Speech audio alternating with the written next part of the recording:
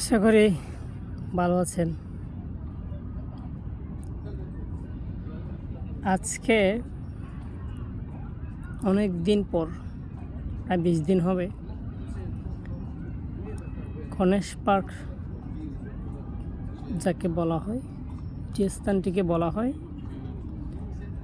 আজকে সেখানে আসছি। এর আগে এখানে একবার আসছিলাম।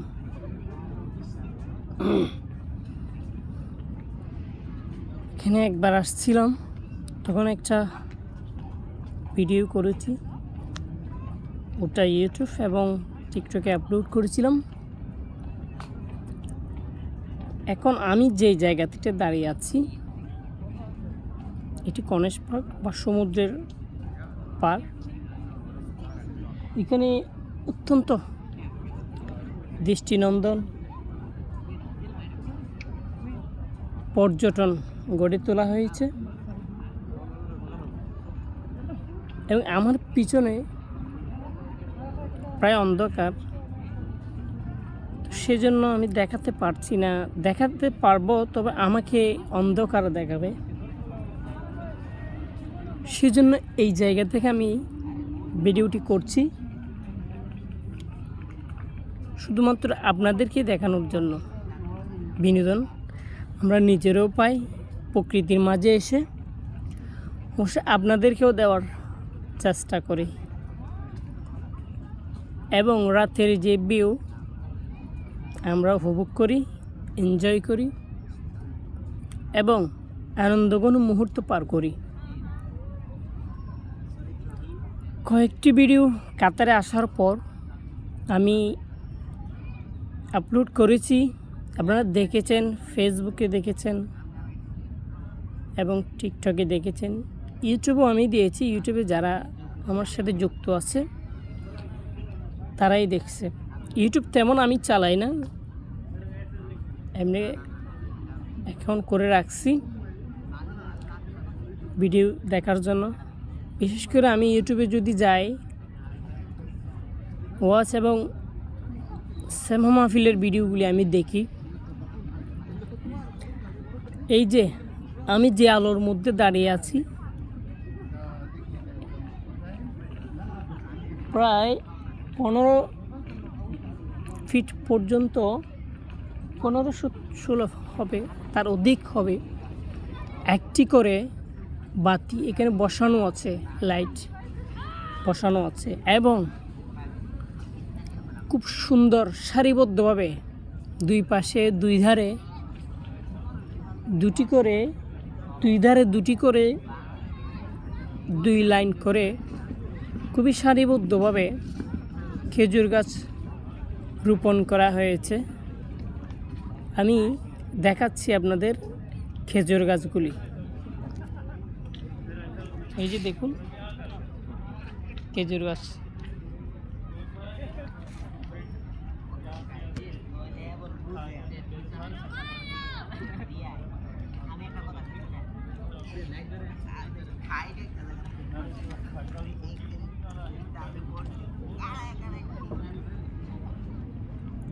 এইখানে একটা বাতি, ওই খেজুর গাছের গোড়ায় একটা বাতি।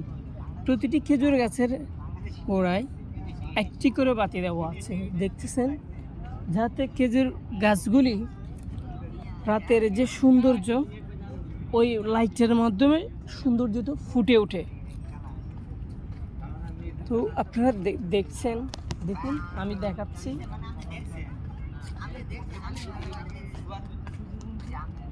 এটা হচ্ছে কাতার সিটি এলাকার সমুদ্র।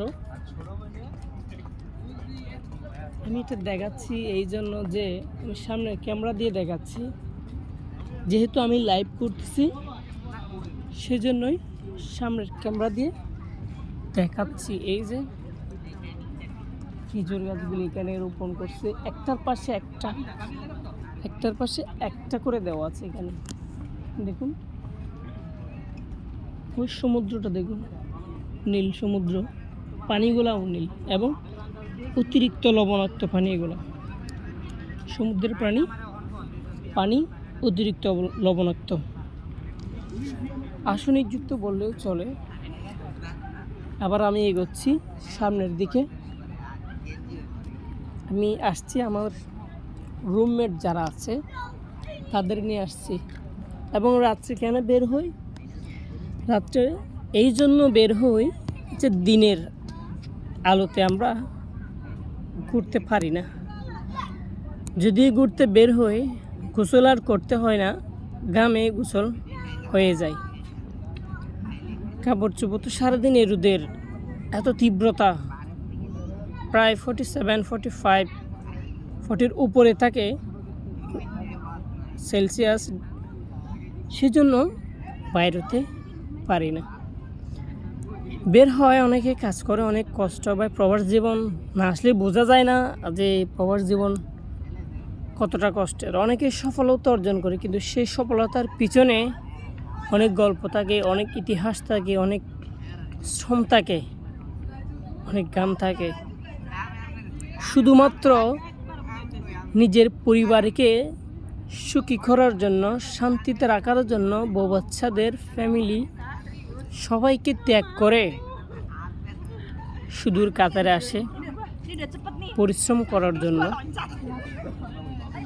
আমি মন থেকে দোয়া করি ওই সমস্ত প্রবাসী ভাইয়েরা, আল্লাহ যেন তাদের মনের আশাটুকু যাতে পূর্ণ করে, তাদের শ্রম এবং তাদের সাফল্যকে যাতে তারা জয় করতে পারে। আল্লাহ তাআলা যেন সেই তৌফিক তাদেরকে দান করে। এবার আসি, এই যে এখানে কারা কারা আসে। আগের ভিডিওতে বলেছি কাতার একটি ছোট্ট দেশ, কিন্তু অর্থনৈতিক অবস্থা কাতারের অনেক ভালো, যেহেতু তাদের খনিজ সম্পদ রয়েছে, বিশেষ করে তেল তাদের প্রধানতম খনিজ। এবং তার পাশাপাশি তারা এখন যেহেতু আগে অনেকে এগুলো ছিল মাছ ব্যবসায়ী থেকে তাদেরকে আল্লাহ তাআলা একটা ধন দিয়েছেন, তেলের খনি। সেই থেকে কাতারের এত উৎপত্তি এবং একটি ধনী রাষ্ট্র প্রতিষ্ঠিত করতে তারা পেরেছে। কাতারে অনেকে আমেরিকা যায়, দুবাই যায়, বিভিন্ন রাষ্ট্রে যায়। আমি মনে করি বিভিন্ন রাষ্ট্রের মানুষ এখানে আসে, কেননা কাতারে সৌন্দর্যটুকু এবং কাতারের যে পর্যটন এরিয়াগুলি রয়েছে সেগুলো দেখার জন্য, সেগুলি উপভোগ করার জন্য তারা এখানে আসে। এবং বিভিন্ন দেশ নারী, যুবতী, বিশেষ করে ইউরোপিয়ান বেশি এখানে, এবং মিশরীরা এখানে এক প্রকার রাজত্ব করে এমনটা বললেই চলে। কারণ তাদের আমাদের পাশাপাশি মিশরীরা থাকে। আমরা দেখি তাদের জীবনযাপনগুলি কীরকম। তারা অত্যন্ত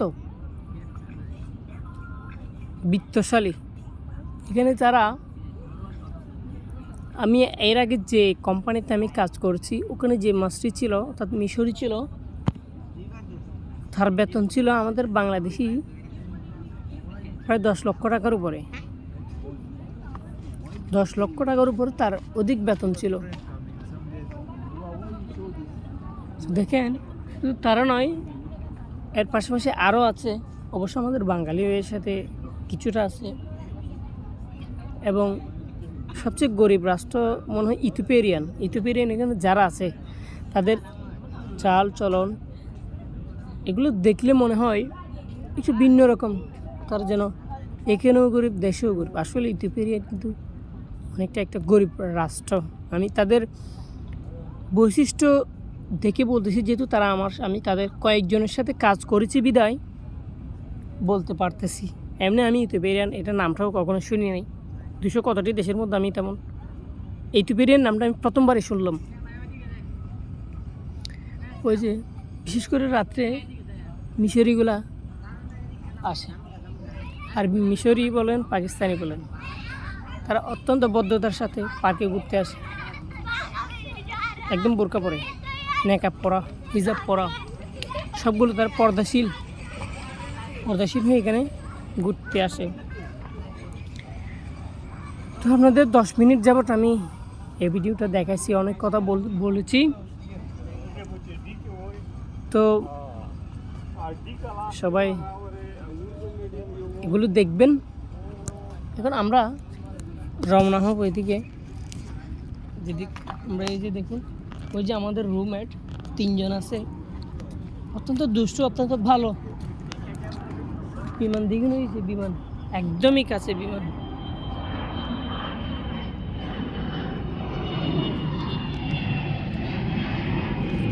আমার এখান থেকে এয়ারপোর্ট তেমন বেশি দূরে নয়, কাছে আছে। তা আমি আবারও দেখাচ্ছি ওই যে সিটি এলাকা, কত সুন্দর এবং উপভোগ করার মতো জায়গা, যার বর্ণনা দিয়েও শেষ করা যাবে না। সবচেয়ে সুন্দর ইরানি মার্কেট, বুঝছেন? ইরানি মার্কেট সবচেয়ে সুন্দর। তো ধন্যবাদ, সবাই ভালো থাকবেন, সুস্থ থাকবেন, অবশ্যই ভিডিওগুলি দেখবেন। বিশেষ করে আমি আইডির জন্য কখনো বলি নাই, আমার আইডিটাও একটু ফলো করবেন, ফলো রাখবেন। ধন্যবাদ সবাইকে।